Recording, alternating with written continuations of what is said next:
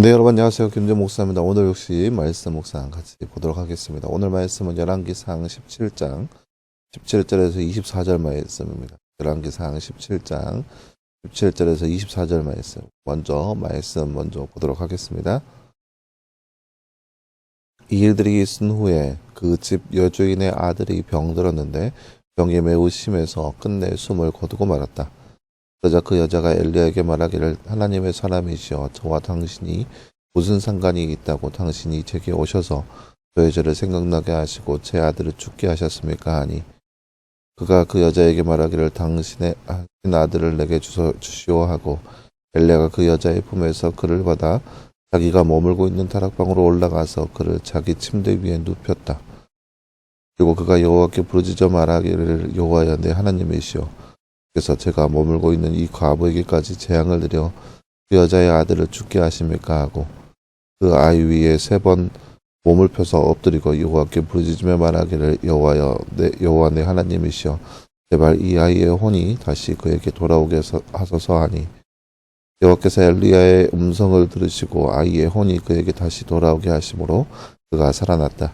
엘리야가 아이를 안고 다락방에서 집 안으로 내려와 그의 어머니에게 넘겨주며 말하기를 보시오 당신의 아들이 살아났소 하니 그 여자가 엘리야에게 말하기를 이제야 당신이 하나님의 사람이시며 당신의 입에 있는 여호와의 말씀이 진실하다는 것을 깨달았습니다 하였다. 아멘. 네, 사랑하는 여러분, 오늘 말씀은 이제 사르밧 과부의 삶 가운데에서 계속해서 엘리야가 시돈 지역에 있는 땅에서 살고 있는데 한 여인의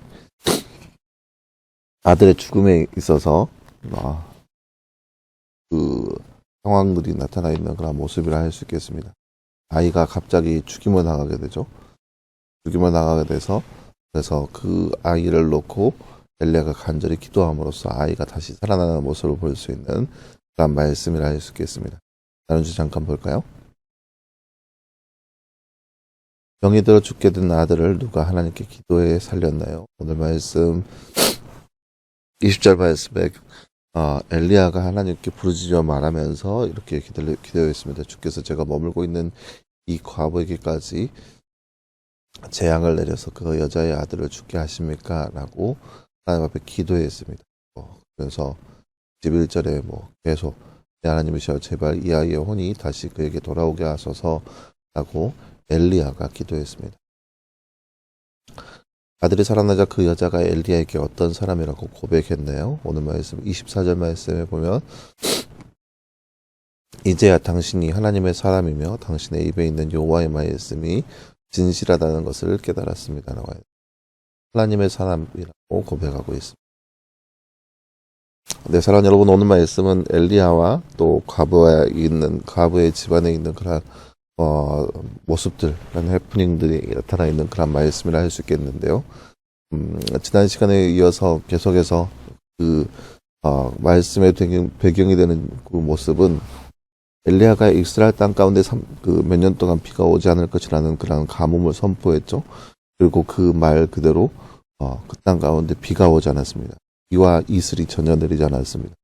그 땅은 팔레스타인 지역은 워낙 이제 비가 잘 오지 않는 지역이라서 1년에 몇 차례 오겠지만 그 몇 차례 오는 그 비로 인해서 땅을 적셔서 농사를 짓는 그런 나라가 바로 이 지역인데 그 몇 번 오는 비마저도 오지 않고 또 아침에 이슬도 내리지 않고 전혀 땅 가운데 땅을 적실 만한 그 어떠한 것도 내리지 않는다라는 거예요. 그러니까 얼마나 힘들겠어요. 그날 가뭄으로 인해서 기근이 심한 그런 상황 가운데 있는데 이 이스라엘 주변에 있는 이 시돈 국가까지 그런 여파가 임했다라는 거죠. 그래서 그 모습을 보면서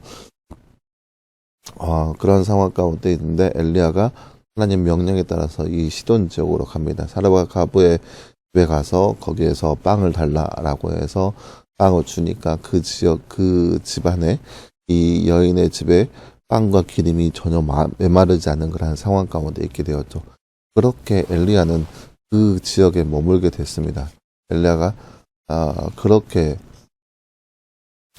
그것 가운데 머물게 됐습니다. 어찌 보면 이제 하나님께서 그리시네가에서 머물게 해서 거기에서 까마귀를 통하여서 음식을 제공하였다면 그게 이제 감으로서 공급이 제대로 되지 않으니까 이 사르밧이라는 지역에 가서 사르밧 과부를 통하여서 그런 공급을 받게 되고 거기서 지낼 수 있게 됐다는 거죠. 근데 웬걸요, 그 집안에 있는 아이가 병이 들어서 병이 매우 심해서 끝내 숨을 거두었습니다.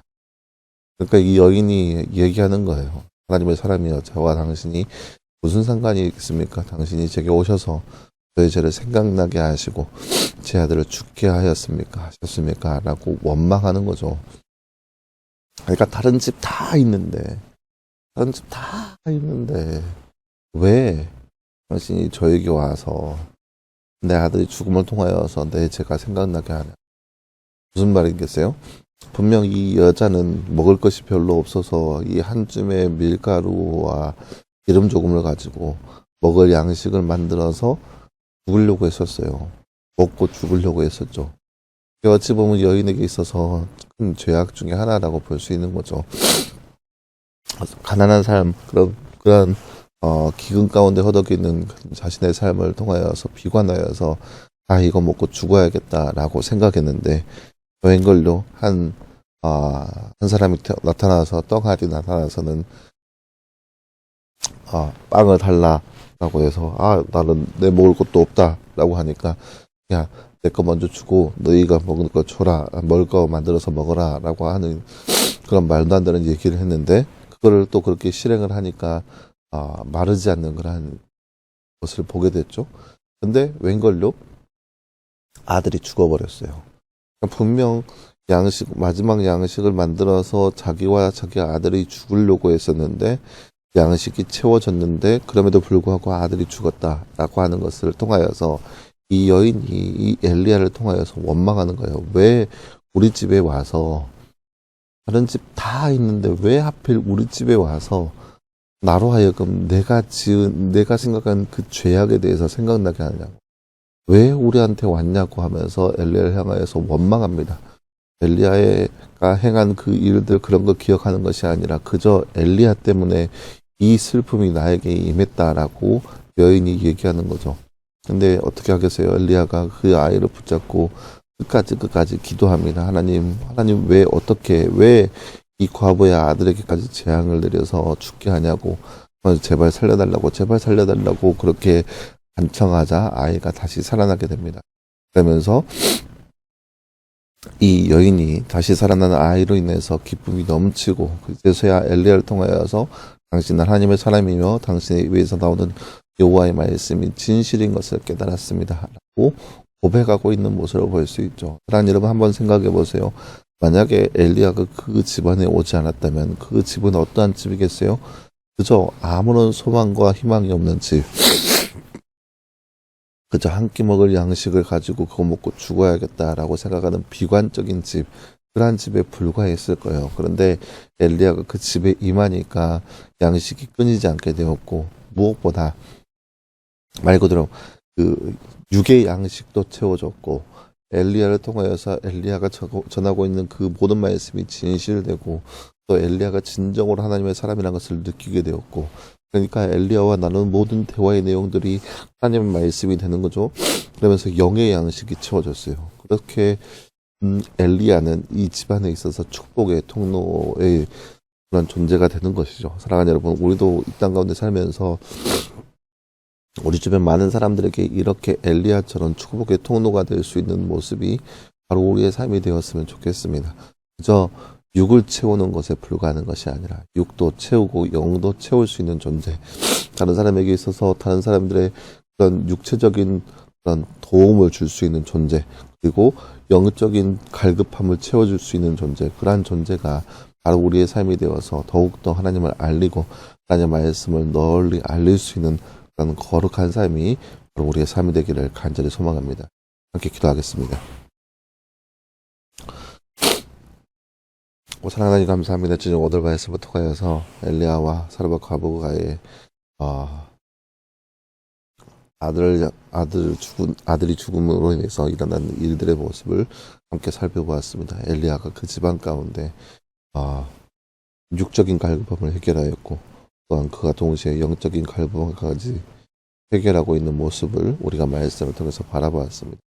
우리도 이처럼 이 땅 가운데 살면서 우리 주변 사람들에게 영적으로나 또 육적으로 갈급함을 해결할 수 있는 그런 축복의 통로가 바로 우리의 삶 되게 하여 주옵소서.